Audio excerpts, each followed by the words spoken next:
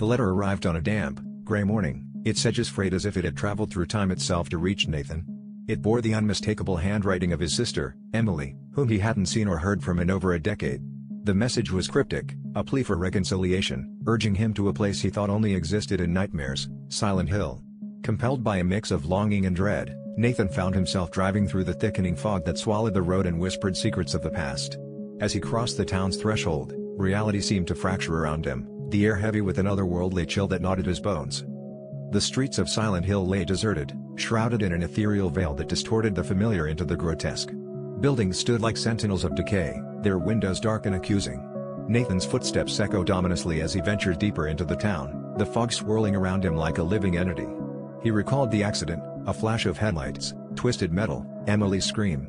Guilt wrapped around him like a shroud, and with each memory, the town seemed to respond. Shadows stretched into monstrous shapes, creatures born from his remorse and fear, their eyes glowing with malevolent intent. Drawn inexplicably to the abandoned hospital, Nathan wandered its sterile halls, now overrun with rust and rot. The walls pulsated with a life of their own, whispering his sins back to him. In each room, he confronted apparitions of Emily, her face a contorted mask of accusation. The line between reality and nightmare blurred, and Nathan staggered through the corridors, seeking an escape from the suffocating guilt that pursued him. The decrepit school loomed next, its playground a twisted mockery of innocence lost. Inside, he was met with the laughter of children, a haunting melody that echoed the life he had failed to protect. As the fog thickened, Nathan found himself back on the street, its path winding into obscurity. He stumbled forward, the town's oppressive grasp tightening with every step.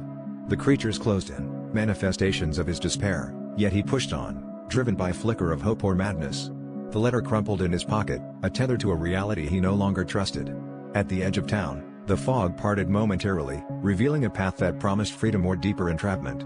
He hesitated, caught between the tangible weight of his guilt and the ethereal promise of redemption.